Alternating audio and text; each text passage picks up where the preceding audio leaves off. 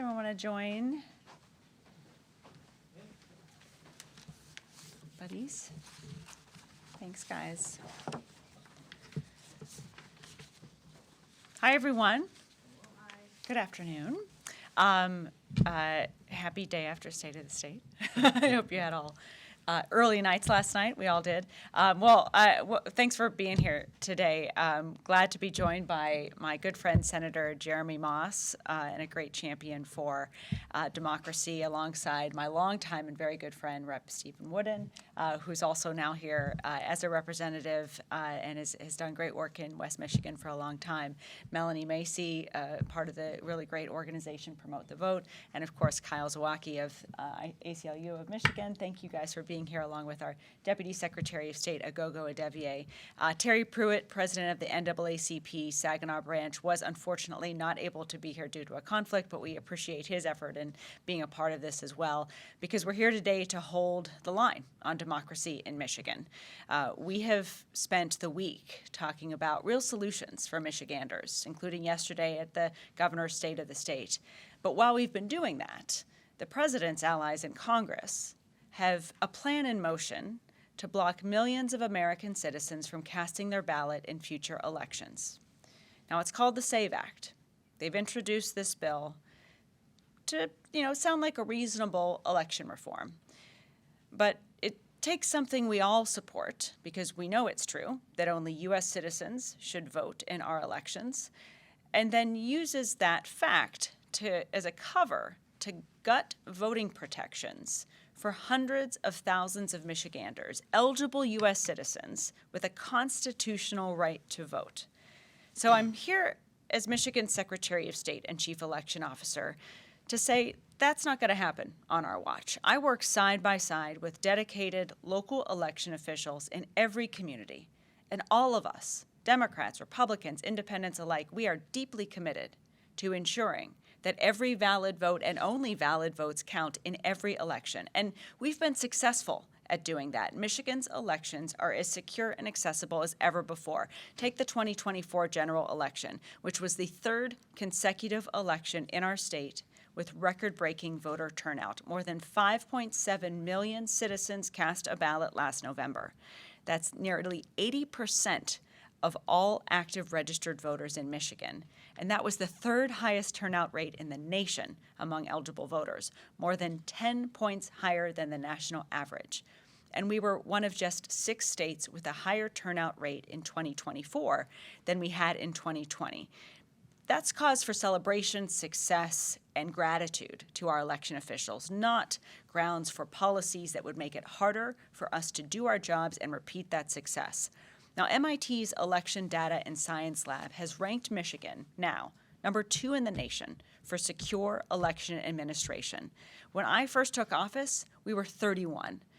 But now we're number 2 because of the policies that folks like here and citizens all across our state have pushed for as voter protections in our state constitution and in our law.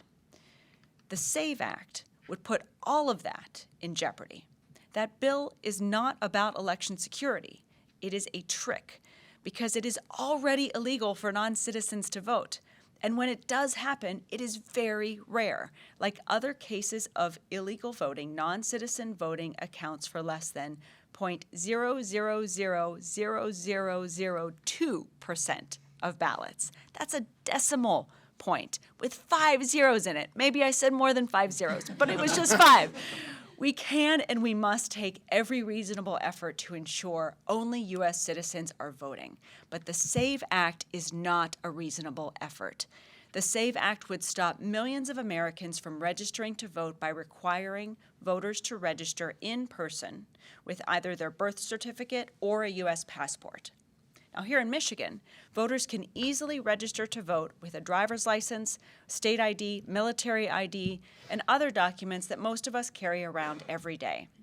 But under this SAVE Act, none of those documents, not even a Michigan Real ID, which if anyone's gone to the airport recently, you know I want everyone to get your Real ID, but even that would not be enough.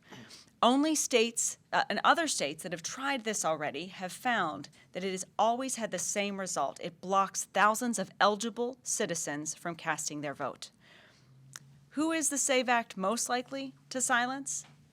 Michigan women, especially married women. More than 2.2 million women in our state have married names that are not the same as the name on their birth certificate. 2.2 million. And if those women who have changed their names don't have an updated U.S. passport, they might not be able to register to vote. But women aren't the only Michiganders who would struggle to produce the right legal documents. The SAVE Act would make it harder for seniors born in their family home, for victims of house fires, tornadoes, or floods, for college students who may not have immediate access to their documents back home, for people who were adopted in the United States or overseas. This bill makes it harder for all of those citizens to participate, and also tribal citizens, low-income earners, people in rural communities, Black Michiganders, and active duty military service members. So this SAVE Act and these proposals not only block Americans from voting, but they also make it so much harder for our election administrators and more expensive for our administrators to do their jobs as well. Because voters would lose the ability to register to vote by mail or online. So that means every time a voter updates their registration or moves, they'd have to go in person to a clerk's office with all of the required documentation. Local election clerks would then have to work one-on-one with voters to find and verify the documents they need. This makes government less efficient and more intrusive. So we're here today to raise awareness about this and ask for your help, because we need to get the word out to every voter in Michigan that this proposed SAVE Act and the proposals like it percolating not just here in Michigan but all across the country will deeply be destructive to our American democracy. We have to help all voters know what's at stake. Now, are we saying that we are 100% fine with the status quo and that we should just accept everything the way it is? No. I've talked about a lot of successes today in our election system, but as my predecessor, one of my predecessors, former Secretary of State Candace Miller always said, the biggest room is the room for improvement. So of course there's always opportunities to make our election system better. All of us here today, especially those who are elected and entrusted by the people to serve their best interest, all of us are here because we want to solve problems. We want to learn from our past experiences to develop sound, data-driven policies and adopt best practices that continue and will continue to make Michigan's elections the most secure and accessible in the nation. That is what we've done together so far that has led to the successes I've talked about. And now is not the time to do away with all of that, because we will not just settle for doing the things the way they are, but what we're not going to do is take a chance on take a chainsaw to a system that generations of leaders worked together to create and ensure that all citizens can make their voice heard at the ballot box. We're not going to trample the rights of the many to elevate the power of the few. And that's what's really at stake here, because our democracy is made up of citizens, not corporate shareholders. And we're working together on a plan, the Michigan Election Security Act, to improve current laws, codify existing processes, and learn from successes in other states. The Michigan Election Security Act will provide additional tools to help ensure eligible voters can easily register and vote, while helping election officials more effectively identify and remove ineligible voter registrations. We will have more details on the Michigan Election Security Act to share in the coming days, but I'm grateful for the lawmakers who are here with me today and all across our state who are dedicated to not taking a chainsaw to our elections, but instead working strategically and in a data-driven, solution-oriented way and a bipartisan way with stakeholders at the table and having discussions about what to do to make our system better.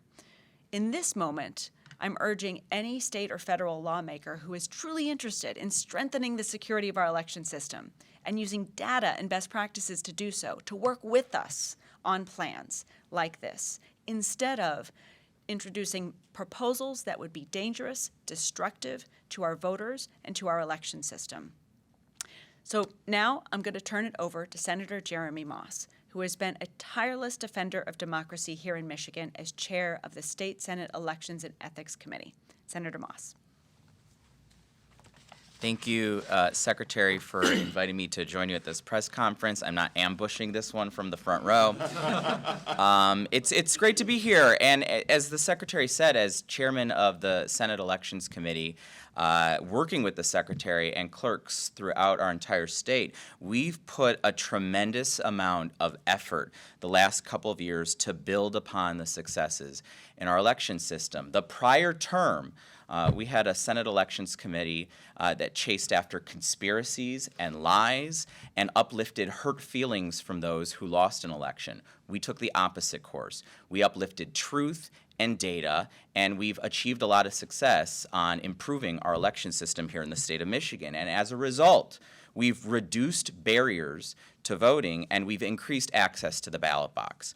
And the whole country has watched Michigan make this progress. The Institute for Responsive Government issues an election policy progress report each year for the last several years to measure how democracy functions in each state in our country and scrutinizes how citizens can participate in elections. In 2022, Michigan got a C+ on that report. But working together with our legislators and our Secretary of State, in 2023, we jumped right up to an A+, and we've maintained that ranking in 2024, one of only 3 states in the country with that ranking. We are always looking for opportunities to improve our systems. We have demonstrated that we will put in the work. But Republicans, both federally and sadly in the Michigan House of Representatives, are trying to do is roll back that progress and leave citizens out of the voting process. It is dangerous to our democracy, and it is a contrived distraction from real issues facing Michiganders. These are people who want to relitigate the 2020 election over and over and over again. And I don't know about you, but I cannot live in 2020 forever. So I'm here today as an eager partner to our Secretary of State to identify issues, as we have in the past, to resolve, to ensure equal access for all citizens in Michigan to express their constitutionally protected right to vote in each election. I'm also very excited to have a new partner in the Michigan State House in State Representative Stephen Wooden, who is now the vice chair of their counterpart to our committee in the Senate, who shares those commitments and who shares those values to uphold our democracy, and I want to pass it along to him. Thank you, Senator Moss, and thank you, Secretary Benson. Good afternoon, everyone. My name is Stephen Wooden. I am the newly appointed Democratic Vice Chair of the House Election Integrity Committee. But most importantly, I am the husband of one of those 2.2 million Michiganders who may have their voter registration jeopardized because of the change of their last name. And I am not going to let the smartest member of my household be denied the right to vote. And I am excited to be here to make sure that we maintain Michigan's phenomenal record of keeping our elections secure, safe, and accessible, and making sure that we go from number 2 to number 1. After Michigan saw its 3rd consecutive record-breaking turnout election, we know democracy is alive and well in this state. Yet still, politicians in Washington and in this state and across this country are trying to cherry-pick examples to create an excuse to pass damaging laws that would remove tens of thousands of voters in Michigan and deny them their right to vote under the guise of proof of citizenship. Now, as we've heard from our other partners today and from Secretary Benson and Senator Moss, we are all willing to consider reasonable efforts to improve our democracy and occupy that large room for improvement. But we've seen attempts to pass laws like these in the past. Arizona has had a law like this for 20 years, and it has been a complete failure. It has caused chaos and confusion and denied tens of thousands of voters in that state the ability to vote or jeopardize their right to vote. Policies like these are like taking a chainsaw to our democracy. And as someone who has used a chainsaw in the past, I know this for a fact. It may get the job done, but it's going to cause a lot of damage in the process if you're not using it right. Instead, let's look for reasonable solutions and bring the fine-tuned scalpel we need to improve our election system, to take us from number 2 to number 1 in the state, because I know we have the best and the brightest here to make that a reality.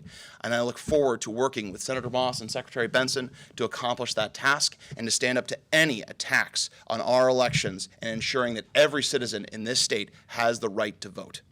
And to speak more about how we can do this, I am pleased to bring up one of our many great partners, Melanie Macy from Promote the Vote. Excuse me, I'm a new guy. Thank you, Representative Wooden, and also Secretary Benson for inviting me here today.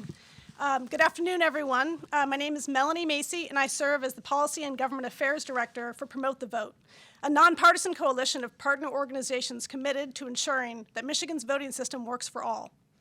I'm also a 20-year Michigan voter, and this year, for the first time, my household will have 3 voters. My oldest daughter, Katie, received her voter registration card in the mail last month after she turned 17 and a half. She had registered online last year when pre-registration became available, and she was thrilled and a little surprised when her card arrived. For her, the registration process was seamless, and she's excited to cast her first ballot this year. As you've already heard today, the SAVE Act would create unnecessary, burdensome barriers to voter registration. These barriers could prevent hundreds of thousands of eligible American citizens, including thousands of Michiganders, from voting. This isn't solving a problem, it's creating a new one. It's not what Michiganders need, and it's certainly not what we want. In fact, Michigan voters have made our priorities crystal clear in recent years, supporting measures making voting more accessible. Most recently, in November of 2022, Michigan voted overwhelmingly to add the provisions of Prop 2, or Promote the Vote 2022, to our state constitution. Proposal 2's common sense provisions expanded access to the ballot while maintaining the security of our elections. Thanks to Prop 2, Michigan voters have important new rights, like 9 days of early in-person voting, the ability to sign up to automatically receive a ballot by mail before each election, and more time for military and overseas voters to return their absentee ballots. These are real solutions, tangible improvements that have made it more convenient for millions of voters to participate in our democracy. Michigan's improved voting options matter. They matter for voters with disabilities, for whom voting on Election Day presents additional hurdles, including inaccessible polling places. They matter for voters with multiple jobs or caregiving responsibilities, who simply can't make it to the polls on a Tuesday. They matter for military personnel overseas, who may rely on timely ballot delivery across an ocean. Prop 2 ensured these voters' voices won't be silenced by the often complicated logistics of everyday life. And these new options were a hit with voters all across the state. Turnout in November 2024 election was record-breaking, the highest in our state's history. Almost 2 million voters have already signed up for the permanent mail ballot list, and more than 1.2 million voters cast their ballots before Election Day at an early voting site. Michiganders are using the rights they fought for and voted for to grow a culture of voting and civic engagement in communities across our state. And now the SAVE Act threatens to strip them away. The proposed policy will dismantle the voter accessibility that millions of us just voted to secure, as it would require in-person presentation of citizenship documents. The SAVE Act undermines automatic and online voter registration, creating new obstacles after we just voted down the old ones. And it creates confusion about absentee voting eligibility, potentially removing voters from the permanent mail ballot list just one short year after voters signed up for this permanent service. In short, the SAVE Act dismantles the rights that Michigan voters just overwhelmingly affirmed at the ballot box in 2022 and took advantage of in 2024 with record results. Michigan voters have spoken, and the message is loud and clear. We want voting to be secure and accessible for all eligible voters, longtime voters like me and first-time voters like my daughter, and everyone in between.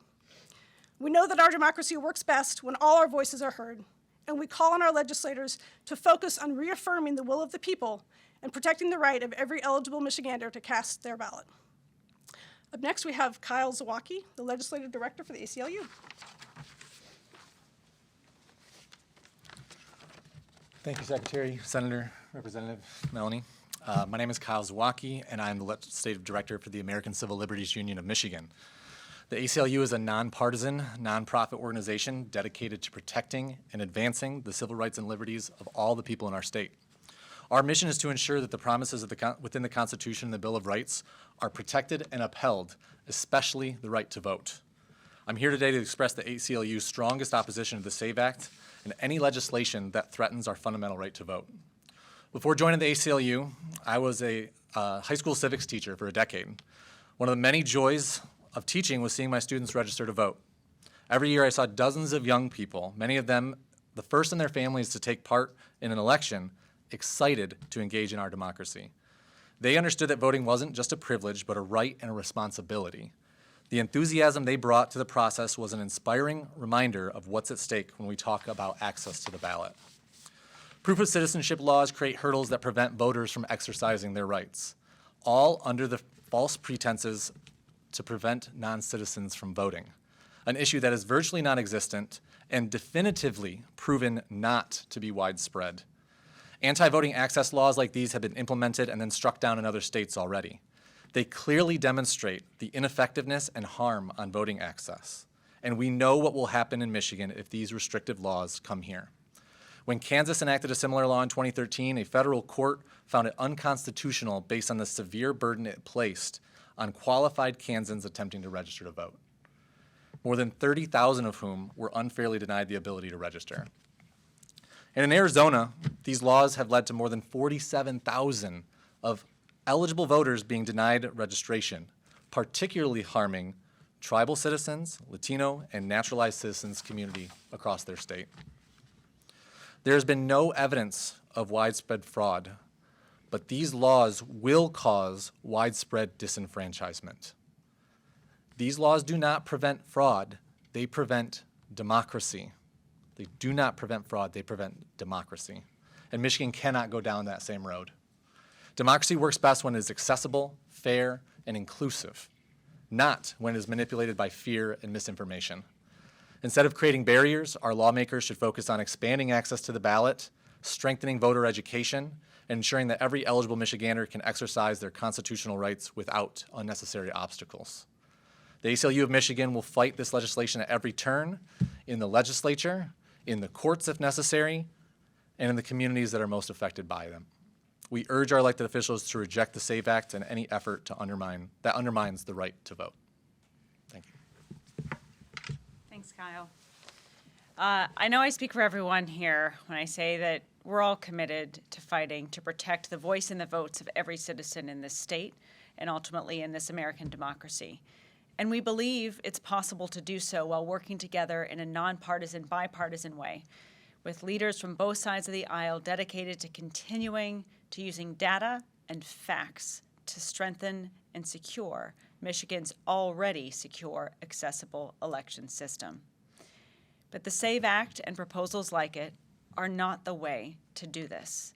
They are not what they pretend to be. They are not the reasonable, constructive solutions that lawmakers pushing for them claim that they are. Every Michigan voter should evaluate the SAVE Act and bills percolating through our legislature and throughout the country with eyes wide open, with a critical mind and a clear understanding of what's really at stake. Now I'm happy to take some questions. The SAVE Act appears to, this was introduced several months ago. What's the urgency behind it now? Why are you bringing it to the spotlight now? Well, it's coming up for a vote either this week or next week, and it's making its way through the halls of Congress is one thing. But frankly, the impetus for talking about this today is born out of conversations that we have had throughout the state of Michigan with folks who just veterans organizations, women's organizations, and clearly were not aware that this was even under consideration. And then hearing stories, just over the last couple of days, in particular, from veterans organizations and leaders out in West Michigan, where Rep. Wooden represents, folks who were saying, oh, this would really affect me personally, and I'm really worried about it, and I haven't heard anything about it. And so that's why we wanted to come together today to raise the alarm in a more significant way, in a more immediate way, because I do believe over the next few weeks you'll see this conversation happening in Congress and even here in Lansing about proposals like these. And for us to also say, look, we're not just here to say this is bad policy, but we're here to work towards good policy. We recognize there's always improvements to be made, and there are a lot of good best practices out there we can continue to bring to Michigan. We want to have that conversation, not these more destructive, not conversations around these more destructive policies. We want the citizens of Michigan and all around the nation to join us in those conversations. Last year in Ann Arbor, we had a Chinese national vote. The system didn't catch him. We only found out because he told someone. His vote counted because it had already been submitted. What would the Michigan Election Act that Security you're- Act. what would it do, short of requiring birth certificate or passport, to ensure that that doesn't happen again? Well, there are other types of identification requirements we can explore in limited circumstances like that, where you have a student registering for the first time at a campus location. Those are the types of more honed-in conversations we should be having to get. But that could be foreign nationals can be in any part of the state, not just in a college town. Yeah, but what I'm saying, that what you had in that circumstance was with someone registering in a satellite office on an election day and not having to present certain types of identification prior to that. So those are the types of conversations we can have about how to not just ensure individuals in those situations are complying with the law, which in this case you had someone who lied multiple times about their citizenship, who arguably knowingly knew they were breaking the law, and you can have that in any scenario in which someone is going to intentionally try to defraud the system. People can show up with fake documentation, for example, if they're intent on doing that. In that case, the Ann Arbor City Clerk took swift action when that occurred.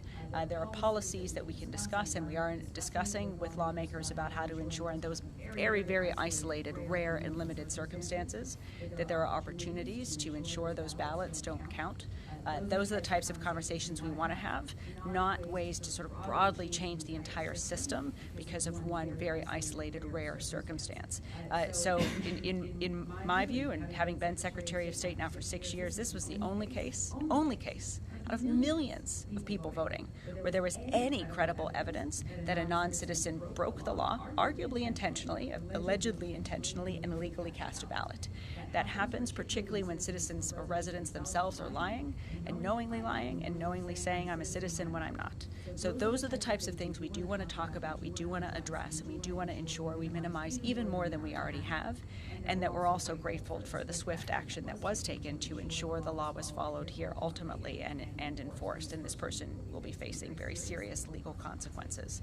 So all that aside, that's the conversations we want to have. How do we prevent those things from happening again in the very limited, rare circumstances? And what we're here to say today is that you don't have to rewrite and destroy our entire system of elections or impose all of these onerous requirements on all of Michigan voters because of these very, very rare isolated incidents. Instead, we should talk about how to, in a narrow, more focused way, more specific way, how to address those circumstances. There's simply, in my view, no justification for enacting policies that will deny tens of thousands of citizens the right to vote in the next election because of this single isolated case. Secretary, some folks have talked about the idea that if the SAVE Act were to be signed into law, it costs right now somewhere between $150 to $200 to renew or get a new passport. And some folks have argued that that amounts to a poll tax. Do you think that's a fair assessment? Yeah, I mean, that is another example of the onerous requirements of that. And what I'm particularly worried about is this sort of predicating all of these hoops and requirements on legal eligible voters that would then have to go through those hoops in order to have their constitutional right to vote affirmed.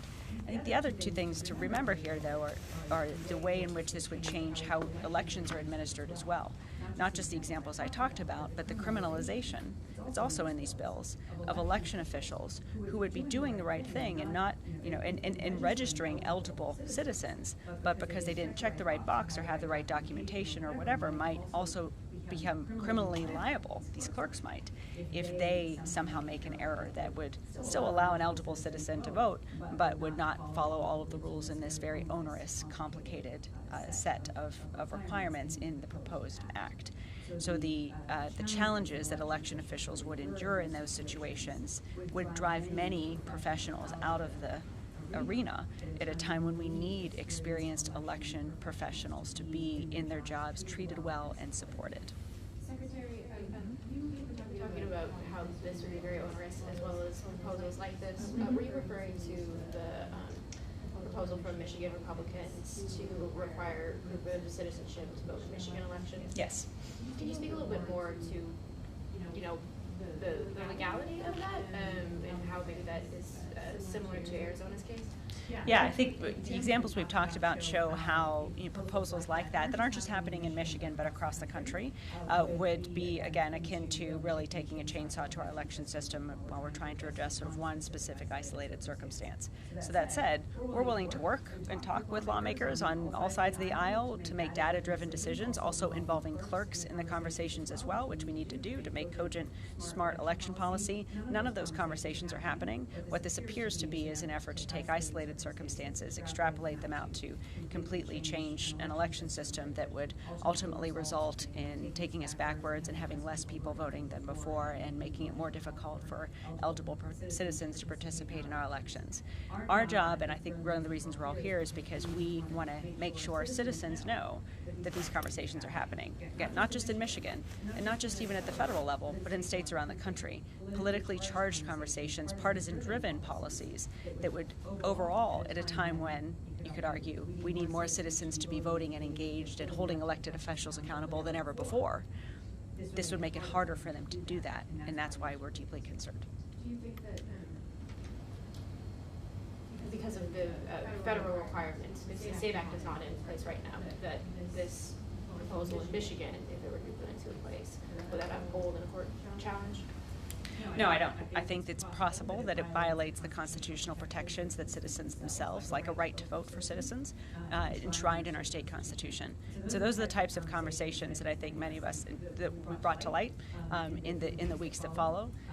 This conversation and others, but we're here to say that this is a moment for the residents of Michigan, the citizens of Michigan, the voters of Michigan to know that while you've enjoyed all of the expanded options to vote and the enhancements and improvements in our democracy these last several years, there are efforts afoot at the national and state level to do away with them, and we need your help to helping protect our existing system and protect every resident, whether you're Democrat, Republican, or Independent, every citizen's ability to vote in our elections, and through doing so, hold their elected officials at the state and federal level accountable.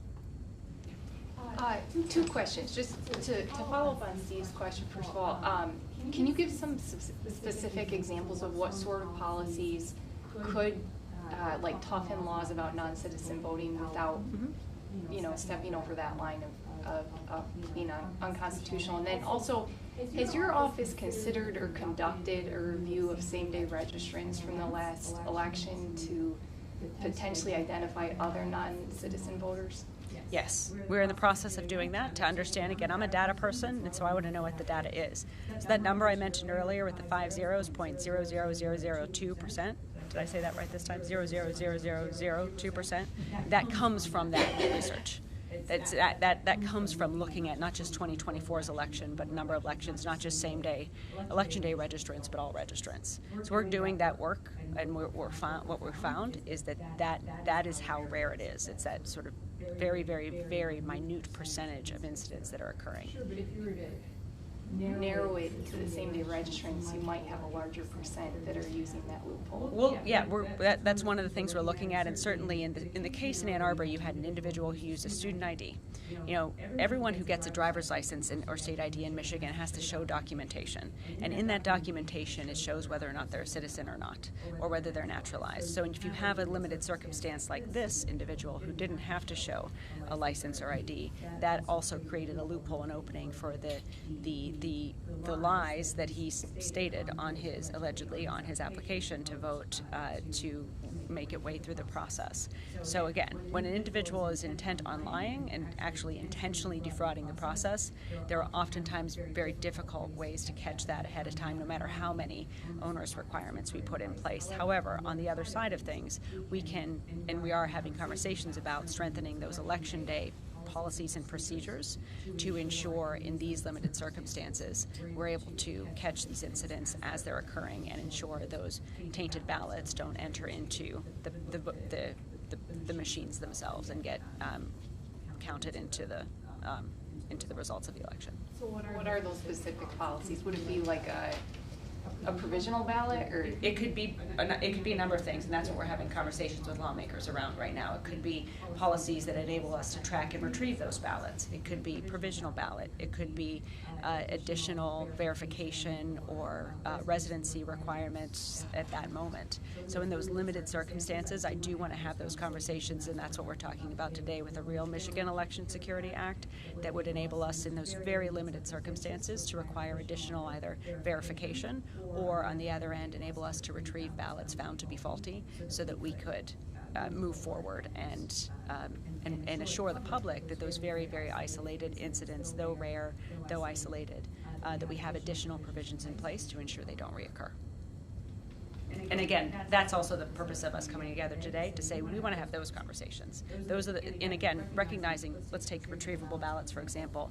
Moving forward on a policy like that, we need to bring the clerks to the table. We need to talk about funding. We need to make sure exactly how we would make this operational.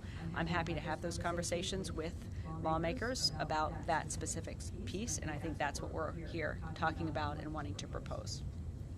Secretary, I was just taking a look at a news article here. Congressman Roy, who's sponsoring the SAVE Act, said that there's a clause in the SAVE Act that leaves it up to the state to establish a process for applicants to provide additional documentation to the appropriate official in case of a discrepancy in regards to the documents. So it would seem like you or legislators would have the ability under the SAVE Act to take care of situations like married women.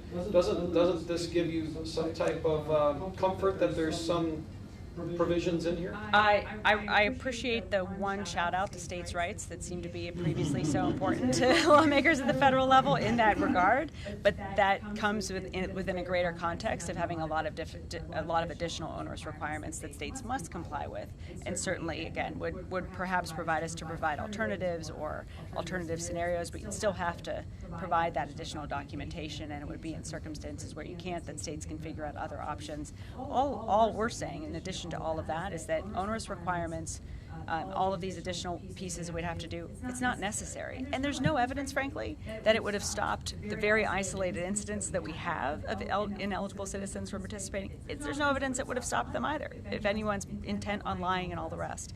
So that lack of evidence, that lack of connectivity, that lack of data, those examples from other states where these types of things have been tried and have actually just led to lower turnout and disenfranchised far more citizens than even the drafters might have intended. What we're here today to say, like, that's the data that worries us, not, one sort of carrot thrown to the states that says, well, we'll give you a little bit of leeway if you need to find alternative ways of identifying people. But that said, again, I'm always open to working with people on cogent solutions. The federal database, of non-citizens and having greater access to that is something that might help us, and it's something we want to talk about with lawmakers. Actually get specific data that would help us in those isolated incidents, identify if there are any ineligible residents on our voter rolls. That's the type of policies we should be talking about, not implementing vast, universal, significant burdens on all citizens to participate in our elections, when the actual solutions to the problems that are at the heart of these types of conversations are actually far more specific and minute. Are you afraid that somebody like this Congressman Roy is then putting up this proposal for political reasons? I'm not afraid. I'm aware that he is. I fully believe he is. Yes. I mean, I think that is what is happening. These are partisan-driven proposals to further a political strategy. And what hits me in the gut the most is that these proposals are coming forward at a time when the fabric of democracy in our nation is being ripped apart by a lot of actions being taken at the federal level. And at a time when citizens, as I was saying earlier, need to be able to hold their elected officials accountable more than ever before, this is making it harder for them to do so. And so to me, it's part of a much broader political strategy to make it much harder for American citizens to ensure their power is at the center of decisions being made here in Lansing and nationwide, and instead shift power in this country to a corporate elite of individuals that, in my view, don't always have the best interest of the residents, the citizens of our state and all of America at heart. A question for ACLU and Promote the Vote. At this point, have you identified any potential plaintiffs, or are you looking for plaintiffs in a lawsuit if this passes Congress and gets signed by the president? We're always looking for plaintiffs and following that through. So the short answer is yes, but not actively until the law is passed. We'll always be monitoring how laws impact our citizens across the state and across the country. In other states, we have affiliates across the entire country, but we're always monitoring it. So if the president signs this, you would file a lawsuit the next day? If not the ACLU of Michigan, I'm certain that the millions of citizens who would be negatively impacted by this legislation would find themselves amongst them some plaintiffs that would come forward and push to ensure our Constitution is protected both in our state and nationwide. Secretary, please excuse my ignorance on this question, but you mentioned that the ineligible student registered with their student ID. Is that something that, if they were eligible, is allowed? And if so, is that something you maybe would want to do a policy change on? Yes, we were talking about. I think we need to look at other alternatives in those very, very rare and isolated situations where someone is registering and voting for the first time at a satellite office on election day. What additional verification requirements we may want to put in place in those isolated circumstances? So those are the types of conversations we want to have with lawmakers. But yes, it was what was illegal was putting on his application that allegedly that he was a citizen when he's not. Everyone who comes, even in those scenarios, has to affirm their citizenship, has to claim under penalty of the law that they are a citizen. So the law was broken. The existing protections in place were ignored by the alleged non-citizen who attempted to vote. So in that situation, and in many situations, our point is you're always going to have examples, though rare, of people who lie to break the law. You're always going to, no matter how many protections you put in a bank, you're going to have people who try to rob it, and sometimes even people who get through and successfully do. That doesn't mean you shut down the bank, right? It just means you try to find specific ways to make those banks more secure, and that's what we're saying today. We want to find specific ways to address those isolated circumstances, and we know we can do so without deconstructing the entire system and shutting down democracy. Just a quick follow-up on that. So the same-day registration, the student ID, was that in the promulgable constitutional amendments, or was that statute? That was the legislature that put those provisions in place? Well, this is also something that has happened with our previous Secretary of State too. I think there's an example of Canadian nationals who did it as well. In 2018. 2018. So, these are... When someone is in, whether it was pre-our being in office in 2018 or in 2024, when someone's intent is to lie or to claim they're a citizen when they're not, that's possible regardless of what policies are in place, is kind of what we were trying to say. Yeah, I guess I'm just wondering, if you were to make tweaks to the law to shore this up, would you need to reverse a constitutional amendment, or No. it would be a change in statute? I wouldn't be interested in any tweaks that would require us to go against the will of the people and overturn or change the constitutional amendments. Okay, all right, thanks. Thank you.